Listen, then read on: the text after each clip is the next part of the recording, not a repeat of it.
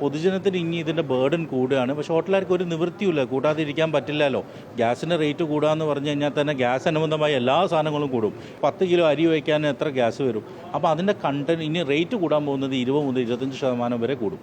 വാണിജ്യ ആവശ്യത്തിനുള്ള സിലിണ്ടറിന് വില വർദ്ധിച്ചതോടുകൂടി തന്നെ ഹോട്ടലുകൾ വലിയ പ്രതിസന്ധിയിലേക്ക് കടന്നിരിക്കുകയാണ്. നമുക്കറിയാം, നേരത്തെ തന്നെ സിലിണ്ടറിന്റെ ലഭ്യതക്കുറവ് പല ഹോട്ടലുകളും അടച്ചുപൂട്ടുന്നതിലേക്ക് കാര്യങ്ങൾ എത്തിച്ചിരുന്നു. ഹോട്ടലുകളുടെ മെനു വെട്ടിക്കുറയ്ക്കുന്നതിലേക്കും ഒപ്പം വിറകടുപ്പിലേക്കും ഒക്കെ തന്നെ മാറുന്നത് കാഴ്ചയും ഇതിനകം കണ്ടതാണ്. ഇതിനിടെയാണ് ഇപ്പോൾ വാണിജ്യ ആവശ്യത്തിനുള്ള സിലിണ്ടറിന്റെ വില കൂടി ഇപ്പോൾ വർദ്ധിപ്പിച്ചിരിക്കുന്നത്. 2000-ന് മുകളിലേക്ക് വില വരുമ്പോൾ വലിയ തിരിച്ചടിയാണ് ഹോട്ടൽ മേഖല നേരിടുന്നത്. നമുക്കിപ്പം ഹോട്ടൽ ഉടമകൾ കൂടി ചേരുന്നുണ്ട്.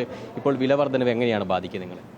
ഇന്നിപ്പം ഓൾറെഡി നിങ്ങൾ കണ്ടിട്ടുണ്ടോ, 200 രൂപയോളം നമ്മളിത് കൂടിയിട്ടുണ്ട്. അപ്പോൾ നമ്മളിപ്പം വില ഓൾറെഡി കൂട്ടാതെ അല്ലാതെ നിവൃത്തിയില്ല. ഓൾറെഡി സ്കാസിറ്റി കാരണം വില കൂടുതലും ലഭ്യതയില്ല, അതുകൊണ്ട് റേറ്റ് കൂട്ടിയിട്ടുണ്ടായിരുന്നു. അപ്പോൾ ഇനിയും ഇതിൻ്റെ മേലെ ഒരു ഇരുട്ടടിയാണ്. അപ്പം സ്വാഭാവികമായിട്ടും 20% 30% ഇനിയും റേറ്റ് കൂട്ടിയാലേ ഇത് പിടിച്ചു നിൽക്കാൻ പറ്റുള്ളൂ. ഭക്ഷണത്തിന് വില കൂട്ടുന്നതിലേക്ക് കാര്യങ്ങൾ എത്തും. അത് ഓൾമോസ്റ്റ് എത്തിക്കഴിഞ്ഞല്ലോ. ഇപ്പോൾ കഴിഞ്ഞ പ്രാവശ്യം കരിഞ്ചന്തയിലും ഇതിലൊക്കെയാണല്ലോ സാധനം കിട്ടിക്കൊണ്ടിരുന്നത്. അപ്പോൾ ഓൾറെഡി ഒരുവിധം എല്ലാ ഹോട്ടലുകളും റേറ്റ് കൂട്ടിയിട്ടുണ്ട്. ഈവൻ 10 രൂപയുടെ തട്ടുകടയിൽ ചായ വയ്ക്കുന്നവരെ ഇപ്പോൾ 15 രൂപയായി. അപ്പോൾ സ്വാഭാവികമായി എല്ലാവരും 20% കൂട്ടി. ഇനി അടുത്ത 10% 15% വർധന വരും. പക്ഷേ ഇതിലൊന്നും നിൽക്കില്ല എന്നാണ് നമുക്കിപ്പോൾ കിട്ടിയ വിവരം. കാരണം വെച്ചാൽ ഇനിയും വില കൂടും. കാരണം ക്രൈസിസ് ആണല്ലോ.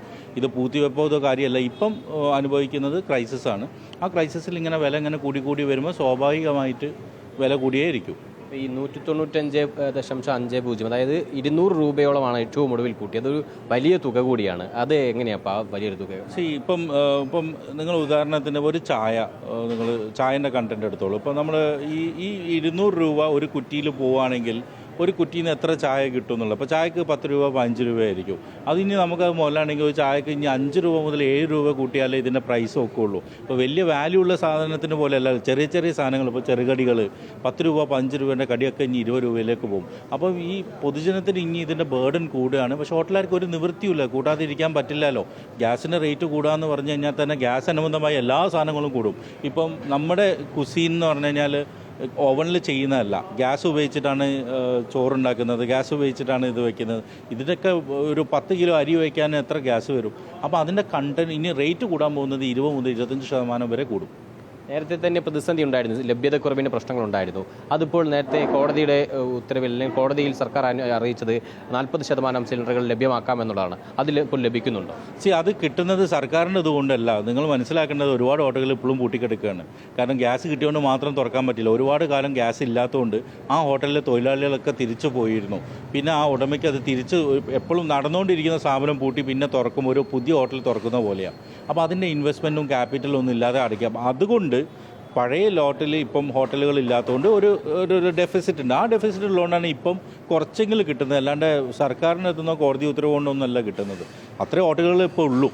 എന്തായാലും വിലവർദ്ധനവിലേക്ക് കാര്യങ്ങൾ എത്തും. വിലവർദ്ധന ഓൾറെഡി പോയി. കാരണം വെച്ചാൽ ഇന്നിപ്പം ഇറക്കിയ സാധനം പഴയ വിലയ്ക്കാണ് തന്നത്. അപ്പോൾ നാളെ മുതൽ ഇറക്കും. പിന്നെ ഒന്നാമത് ഇപ്പോൾ ആരും സ്റ്റോർ ചെയ്യുന്നൊന്നുമല്ല. ഡെയിലി 2-3 സിലിണ്ടറാണ് ഒരു സിലിണ്ടറൊക്കെ തരുന്നവരുണ്ട്. അപ്പോൾ 2-3 സിലിണ്ടർ വരുമ്പോൾ റേറ്റ് കൂടി. അപ്പോൾ 600 രൂപയാണ് ഒറ്റയടിക്ക് നമ്മുടെ വർക്കിംഗ് ക്യാപിറ്റൽ അതായത് വാങ്ങുന്നത്. അപ്പോൾ സ്വാഭാവികമായിട്ടും നമുക്ക് വില കൂട്ടിയല്ലേ പറ്റുള്ളൂ. അപ്പോൾ നാളെ മുതൽ എന്തായാലും വിലവർദ്ധനയിലേക്ക് പോകും.